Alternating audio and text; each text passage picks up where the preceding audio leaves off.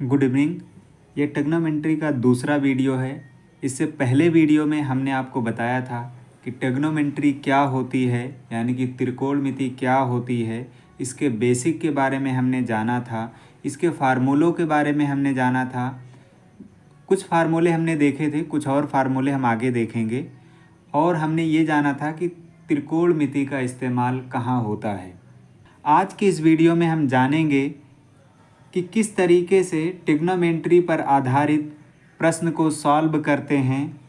प्रश्नों को सॉल्व करने से पहले एक चीज़ हम और जान लेते हैं, क्योंकि आपको कहीं कहीं पर साइन थीटा की जगह साइन इस तरीके से लिखा हुआ आपको मिल सकता है, और कॉस थीटा की जगह कोसाइन थीटा लिखा हुआ मिल सकता है।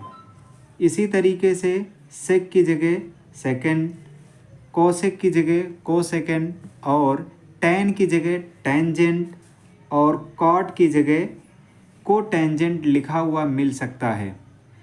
तो ये इसकी शॉर्ट फॉर्म होती है।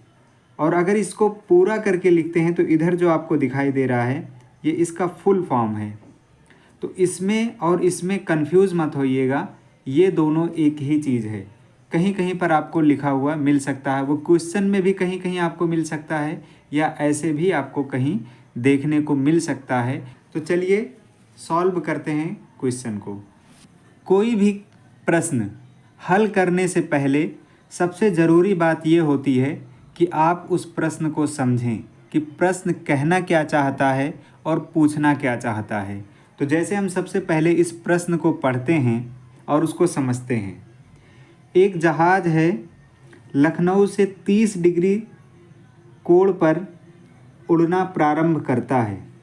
यदि जहाज़ 12 किलोमीटर की दूरी तय कर चुका हो तो जहाज़ की धरती से ऊंचाई ज्ञात कीजिए। तो सबसे पहले सॉल्व करने से पहले हम इसको जो कह रहा है क्वेश्चन, उसको हम थोड़ा सा ड्रॉ कर लेते हैं। मान लीजिए कि ये लखनऊ है, ये एल लिख लेते हैं लखनऊ का। ये लखनऊ से अगर ये मान लो कि पृथ्वी है, ये हमने मान लिया कि ये पृथ्वी है।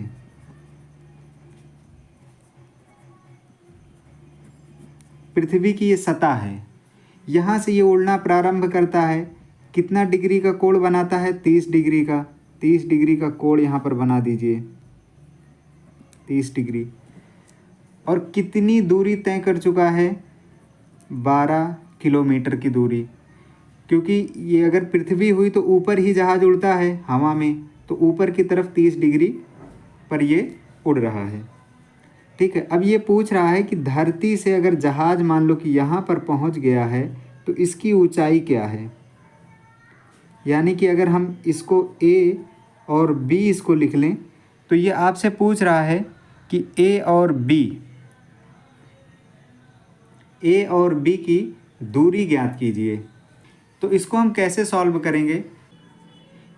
हमने ड्रॉ कर लिया पहले इसको, जो कह रहा था क्वेश्चन उसको हमने यहाँ पर ड्रॉ कर लिया। ये 90 डिग्री आपको दिख रहा है। इस त्रिभुज में आपको क्या क्या मालूम है? इस त्रिभुज में आपको ये कोण मालूम है 30 डिग्री, ये कर्ण है, कर्ण की लंबाई आपको 12 किलोमीटर मालूम है, और पूछ रहा है ए बी की लंबाई। तो सबसे पहले हम इसको लिख लेते हैं। जब आप क्वेश्चन को शुरुआत में सॉल्व करें तो सारी चीज़ें जो दी हुई चीज़ें हैं उसको लिख लिया करें। दिया है, इसको सबसे पहले हम क्या क्या दिया है वो चीज़ लिखते हैं। ठीक है, सबसे पहले क्या दिया हुआ है? कर्ण दिया हुआ है, एल बी, ये कितना है? 12। और कोण एल कितने डिग्री दिया हुआ है? 30 डिग्री। हमसे पूछ क्या रहा है? ए बी को हम क्या कह सकते हैं? अगर ये कोण है, हमने बताया जो कोण से लगी हुई भुजा होती है वो आधार हो जाती है। ये तो सबसे बड़ी भुजा कर्ण होती है, और जो कोण से लगी हुई भुजा होती है वो आधार होती है। तो ये कौन सी भुजा हो गई? ये हो गई लंब। तो इसको हम लिख लेते हैं लंब। ये कितना है? यही हमको मालूम करना है। तो अगर किसी समकोण त्रिभुज में आपको कर्ण और लंब और एक कोण दिया हुआ है, तो इसमें कौन सा फार्मूला आप फिट कर सकते हैं? देखिए tan फिट करेंगे, tan में लंब और आधार होता है, लंब बटे आधार बराबर tan थीटा होता है। कॉस बराबर क्या होता है? आधार बटे कर्ण होता है, तो ये भी नहीं लगेगा। साइन बराबर क्या होता है? लंब बटे कर्ण होता है। तो लंब हमें निकालना है, कर्ण हमें दिया है और ये कोण भी दिया हुआ है, तो हम सीधा सीधा इसमें साइन का फार्मूला लगा देते हैं। तो साइन 30 डिग्री बराबर क्या हो जाएगा? लंब बटे कर्ण। लंब क्या है? AB, कर्ण क्या है? LB। तो हमको निकालना क्या है? AB निकालना है, तो हम इसको इधर लिख लेते हैं, इसको इधर लिख लेते हैं। लंब AB बटे कर्ण LB क्या है? 30 डिग्री। साइन 30 डिग्री का मान क्या होता है? 1/2 होता है। इसको हमने लिख लिया। अब लंब की लंबाई बराबर क्या हो जाएगा? लंब AB 1/2, कर्ण इधर भाग में था, दूसरी तरफ बराबर के ले जाएंगे तो ये गुणे में हो जाएगा। तो गुणे में कर्ण LB हमने लिख लिया। अब उसके बाद हम इसका मान रख देंगे 1/2 गुणे कर्ण LB 12 दिया हुआ है हमको, तो हम 2 से इसको डिवाइड करेंगे तो कितना हो जाएगा? 6 टाइम जाएगा। तो लंब AB बराबर क्या हो जाएगा? 6। ऊपर किलोमीटर में दिया हुआ था ये, तो यहाँ भी ये क्या हो जाएगा? किलोमीटर। तो हम इसको लिख सकते हैं, जहाज की धरती से ऊंचाई बराबर 6 किलोमीटर। यही आपका आंसर हो गया। इस तरीके से बहुत आसानी से आप क्वेश्चन को सॉल्व कर सकते हैं।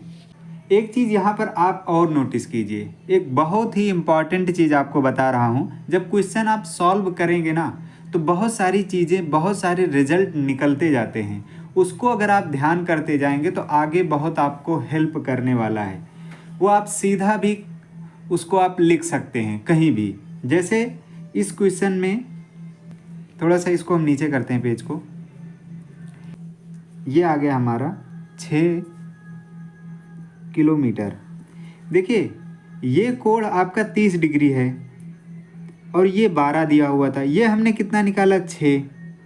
तो ये कर्ण 12 था और ये हमारा 6 हो गया, 12 का आधा हो गया।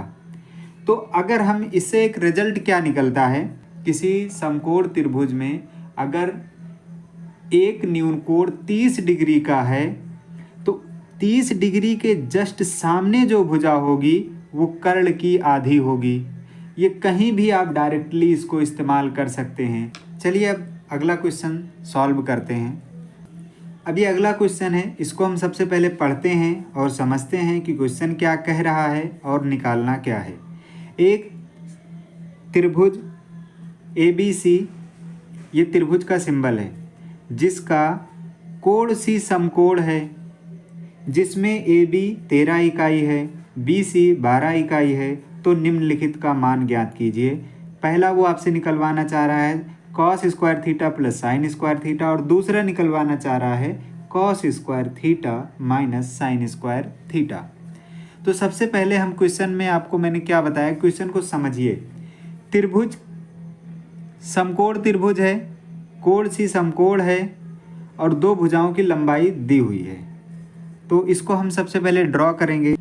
क्वेश्चन के हिसाब से हमने त्रिभुज पहले से बना रखा था, लेकिन यहाँ पे आपको समझा देता हूँ। त्रिभुज में कह रहा है कि कोण सी समकोण है, तो सी कोण को हमने समकोण बनाया है।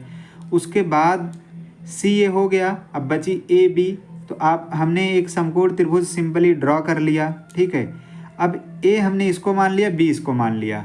ठीक है, ए बी की लंबाई दी हुई है 13, ए और बी की लंबाई 13 दी हुई है और बी सी की लंबाई 12 दी हुई है। तो हमने सही माना है क्योंकि ये सबसे बड़ी भुजा है, ये कर्ण है, तो कर्ण त्रिभुज में सबसे बड़ा होता है और ये 12 है। ठीक है, तो हमने बिल्कुल सही मान रखा है।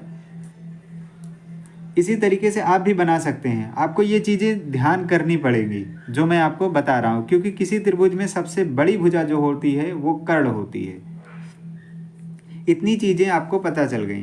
तो अगर आप इस कोण को लेकर के चलते हैं, ठीक है, तो अब ये इस कोण को मानेंगे तो जो कोण से लगी हुई भुजा है ये आपकी आधार हो जाएगी, ये सबसे बड़ी भुजा ये कर्ण हो जाएगी, ये हो जाएगा लंब। ठीक है, अब इसमें क्या कर सकते हैं आप, दो भुजाएं दी हुई हैं। ठीक है, इसको कई तरीके से सॉल्व कर सकते हैं। ठीक है, जैसा आप चाहें वैसे सॉल्व कर लें जिसमें आपको आसानी लगती हो। ठीक है, पहला क्वेश्चन क्या दिया हुआ है, cos square theta plus sine square theta. पहले क्वेश्चन को आप देखिए, एक फार्मूला हमने आपको बताया था जो यहाँ पे लिखा हुआ है, हमने आपको दिख रहा होगा, ये नीचे देखिए, यहाँ पे दिख रहा होगा आपको, sine square theta plus cos square theta बराबर 1। ये हमने पिछले वीडियो में आपको बताया था। तो प्लस में चीज़ें अगर हैं तो चाहे आप इसको पहले लिखें या इसको पहले लिखें, बात एक ही है, कोई फ़र्क नहीं पड़ता है। अगर मान लीजिए कि 2 + 3 है तो चाहे 2 + 3 लिखें तब भी 5 होगा, या 3 + 2 लिखें तब भी 5 होगा। ठीक है, तो उसी तरीके से cos square theta plus sine square theta, तो चाहे आप sine square theta plus cos square theta लिखें या cos square theta plus sine square theta लिखें, इसका मान एक ही आएगा। इसको डायरेक्टली आप लिख सकते हैं कि क्योंकि हम जानते हैं sine square theta plus cos square theta बराबर 1 होता है फार्मूले से, इसलिए इसका मान 1 होगा। आप डायरेक्टली लिख सकते हैं, लेकिन यहाँ पर हम इसको सॉल्व भी कर लेते हैं ताकि ये प्रूव भी हो जाए कि हाँ ये होता है या नहीं होता है। तो इसको कैसे सॉल्व करेंगे, इस त्रिभुज में 2 भुजाएं दी हुई हैं, तीसरी भुजा निकालने के लिए आप समकोण त्रिभुज में पाइथागोरस प्रमेय लगा सकते हैं। पाइथागोरस प्रमेय लगाने के लिए त्रिभुज का समकोण होना जरूरी है। अगर किसी त्रिभुज का एक कोण समकोण है तभी आप पाइथागोरस प्रमेय या साइन कॉस टैन को अप्लाई कर सकते हैं, अन्यथा आप साइन कॉस टैन या पाइथागोरस प्रमेय को अप्लाई नहीं कर सकते हैं। ये बात आप ध्यान रखिएगा। तो इसमें हम पाइथागोरस प्रमेय लगाते हैं। चलिए, पाइथागोरस प्रमेय में क्या होता है, जो कर्ण होता है उसका स्क्वायर शेष 2 भुजाओं के स्क्वायर के योग के बराबर होता है। ठीक है, तो इसको हमने लिख लिया, ए बी स्क्वायर इसका कर्ण था, तो ए बी स्क्वायर बराबर A C square plus B C square, ये हमने लिख लिया फार्मूला। अब इस फार्मूले में देखिए ए सी हमको निकालना है। ठीक है, तो हमें करना क्या पड़ेगा, ए सी को दूसरी तरफ इस तरफ ले जाना पड़ेगा। ए सी इधर प्लस में था, इधर लेके आया माइनस में हो गया। ठीक है, ए सी को हमने इधर लिख लिया जो हमको निकालना था, तो ए सी स्क्वायर बराबर, यहाँ पे बी सी बचा था तो बी सी को मैंने सीधा लिख लिया है, और उसके बाद ए बी इस तरफ था, बराबर के इस तरफ था, तो बराबर के हम उस तरफ इसको लेके गए हैं, तो इसको प्लस में था यहाँ, तो हमने इसको माइनस में कर लिया। ठीक है, कोई भी समीकरण है, यही नहीं कोई भी समीकरण है, उसमें बराबर के दोनों तरफ आप कोई समान क्रिया करते हैं तो समीकरण पर कोई फर्क नहीं पड़ता। किसी चीज़ से आप भाग दे दें तब भी समीकरण पे कोई फर्क नहीं पड़ेगा, किसी चीज़ से आप गुणा कर दें तब भी समीकरण पर कोई फर्क नहीं पड़ेगा। तो यहाँ पर हम माइनस से गुणा कर देते हैं ताकि ये शुरुआत में जो माइनस दिख रहा है ये हट जाए और थोड़ा सा देखने में अच्छा लगने लगे। तो माइनस से गुणा किया तो माइनस यहाँ पे पहले से था, माइनस एक दूसरा आया तो माइनस माइनस प्लस हो गया। यहाँ पे प्लस था और माइनस का आपने गुणा किया तो प्लस और माइनस मिलके माइनस हो गया। यहाँ पे माइनस पहले से था, माइनस से आपने इस समीकरण में गुणा किया है तो माइनस और माइनस मिलके प्लस हो गया। माइनस का इधर गुणा किया, माइनस का इधर भी गुणा किया, जितनी चीज़ें थी सब में हमने गुणा कर दिया माइनस से। तो अब क्या है, ए सी स्क्वायर बराबर minus B C square plus A B square, ये हो गया। अब सिंपली इसमें हम मान रख देते हैं ए सी स्क्वायर, ये हमको निकालना था, तो बी सी हमको दिया हुआ है, बी सी हमको दिया हुआ है 12, 12 का स्क्वायर हमने कर दिया, ठीक है। यहाँ पे माइनस लगा था तो माइनस हमने लगा लिया। ए बी का स्क्वायर, ए बी का स्क्वायर 13 है तो 13 का स्क्वायर हमने लिख लिया। तो 12 का स्क्वायर होता है 144, माइनस लगा था तो माइनस लिख लिया। 13 का स्क्वायर होता है 169, ठीक है, तो 169 हमने लिख लिया। प्लस वाला ज़्यादा है, माइनस वाला कम है, ठीक है, तो जो ज़्यादा होगा वो बचेगा। तो ये कितना ज़्यादा है, ये 25 ज़्यादा है, ठीक है, तो यहाँ पे 25 हमने लिख लिया। जैसे आप करते हैं ना 169 बटे माइनस 144, ठीक है, आप ऐसे कर लीजिए, तब भी 25 ही यहाँ पर बचेगा। अब ए सी स्क्वायर बराबर 25, ए सी स्क्वायर है इधर, ठीक है। स्क्वायर को सबसे पहले ख़त्म करेंगे, स्क्वायर को ख़त्म करेंगे दूसरी तरफ तो क्या हो जाएगा, ये रूट में चला जाएगा, ठीक है। स्क्वायर को इधर से हमने हटाया तो 25 पे जाके वो रूट लग गया, क्योंकि रूट को अगर इधर से हटाएंगे तो ये फिर स्क्वायर बन जाएगा। इधर 25 का अगर रूट आप निकालेंगे तो कितना आएगा, 5, क्योंकि 5 गुणे 5 बराबर 25 होता है। तो रूट के अंदर कोई भी चीज़ 2 बार लिखी होती है तो उसको हम एक बार बाहर निकाल लेते हैं, तो 5 हो गया। तो हमने यही चीज़ यहाँ पे 5 लिख रखी थी सॉल्व करने के बाद में। तो अब इस त्रिभुज की, ठीक है, तीनों भुजा की लंबाई आपको मालूम हो गई, 5 है, 13 है, 12 है, ये थीटा है। तो आपसे जो क्वेश्चन पूछ रहा है वो क्या पूछ रहा है उसको हम देखते हैं। सबसे पहले वो पूछ रहा है आपसे cos square theta plus sine square theta बराबर क्या होगा। तो इसका मान 1 होता है, या फार्मूले से जानते हैं, मैंने जैसे आपको पहले बता दिया है, लेकिन यहाँ पर हम इसको सॉल्व करके देख लेते हैं ताकि ये प्रूव भी हो जाए कि हाँ ये 1 के बराबर इसका मान आता है। तो देखिए कॉस स्क्वायर थीटा, ठीक है, इसको थोड़ा सा हमको नीचे लाना ही पड़ेगा, नहीं तो आपको दिखेगा नहीं। अब दिख रहा होगा आपको, नीचे भी दिख रहा होगा, ठीक है। अब इसको हम समझा देते हैं। थीटा से लगी हुई रेखा आधार होती है, सबसे बड़ी भुजा कर्ण होती है, कोण के सामने की भुजा लंब होती है। तो यहाँ पर कॉस थीटा बराबर क्या होता है, आधार बटे कर्ण। तो आधार कितना है 12, कर्ण कितना है 13, तो 12 यहाँ पे क्योंकि स्क्वायर था, ठीक है, तो 12 का स्क्वायर बटे 13 का स्क्वायर हमने लिख लिया। आप ऐसे लिख सकते हैं या 12 बटे 13 पूरे का स्क्वायर लगा दें, ठीक है, क्योंकि वही स्क्वायर जब ब्रैकेट आप हटाते तो ये आ जाता, तो हमने इसको डायरेक्टली लिख रखा है। प्लस था, प्लस लगाया। साइन बराबर क्या होता है, लंब बटे कर्ण होता है। तो लंब 5 दिया हुआ था, यहाँ पे स्क्वायर था तो स्क्वायर लगा लिया। कर्ण 13 दिया हुआ था, स्क्वायर था, साइन स्क्वायर थीटा था तो 13 का स्क्वायर कर लिया। तो 12 का स्क्वायर, अब इसको बराबर का निशान लगाया। अब ये कितने के बराबर होगा, देखिए 12 का स्क्वायर 144 हो जाएगा, 13 का स्क्वायर 169 हो जाएगा, 169 हो जाएगा। प्लस लगाया हमने क्योंकि यहाँ प्लस था। 5 का स्क्वायर 25 हो जाएगा, 13 का स्क्वायर 169 हो जाएगा। तो अब हम इसी को सॉल्व करेंगे। देखिए हर दोनों के समान है तो एलसीएम ले लेंगे, जिसको लासा बोलते हैं, लघुत्तम समापवर्तक बोलते हैं। 169, ठीक है, दोनों में समान है हर, तो 169 हमने इसमें एलसीएम ले लिया। तो अगर समान हर होते हैं तो ऊपर वाली संख्या सीधी सीधी लिख ली जाती है। 144 प्लस 25 तो कितना हो गया, 144 और 25 को हम जोड़ेंगे तो 169 होता है, ठीक है। 169 ऊपर हो गया और 169 नीचे हो गया, तो ये दोनों एक बार डिवाइड होकर के 1 हो जाएंगे, ठीक है। जैसे इसको हम आगे बढ़ा के लिख लें 169 बटे 169, तो एक ही बार जाएगा, तो 1 बटे 1 बराबर 1 हो जाएगा। तो cos square theta plus sine square theta बराबर 1 आ गया। हमने ये प्रूव भी कर दिया अब कि sine square theta plus cos square theta बराबर 1 होता है, ठीक है। अब दूसरा जो क्वेश्चन इसमें कह रहा था उसको भी हम देख लेते हैं। इसी तरीके से आप करेंगे जैसे हमने ऊपर वाला आपको बताया। Cos square theta minus sine square theta है, तो जैसे कॉस स्क्वायर की वैल्यू हमने लिखी थी वैसे ही लिखेंगे। 12 था इसका आधार, कर्ण था इसका 13, तो 12 यहाँ पे स्क्वायर लगा था तो 12 का स्क्वायर बटे 13 का स्क्वायर कर लिया, माइनस था तो माइनस लगा लिया।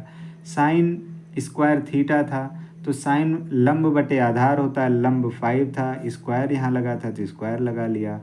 13 कर्ण था, स्क्वायर लगा हुआ था साइन पे, इसलिए इस कर्ण पे 13 पे स्क्वायर लगा लिया। 12 का स्क्वायर, ठीक है। अब देखो 13 का स्क्वायर हर में दोनों बराबर हैं तो इसको एलसीएम ले लिया, 13 का स्क्वायर हो गया 12 का स्क्वायर माइनस 5 का स्क्वायर, ठीक है। तो 12 का स्क्वायर 144 होता है, माइनस 5 का स्क्वायर 25 होता है, बटे 13 का स्क्वायर 169 होता है। तो 144 में से 25 घटा देंगे तो कितना बच जाएगा, 119 बच जाएगा। 119 बटे 169, ये इसका हो जाएगा answer. Sine square theta, cos square theta minus sine square theta बराबर 119 बटे 169, ये इसका आंसर आ जाएगा। इसी तरीके से आप और भी क्वेश्चन को सॉल्व कर सकते हैं।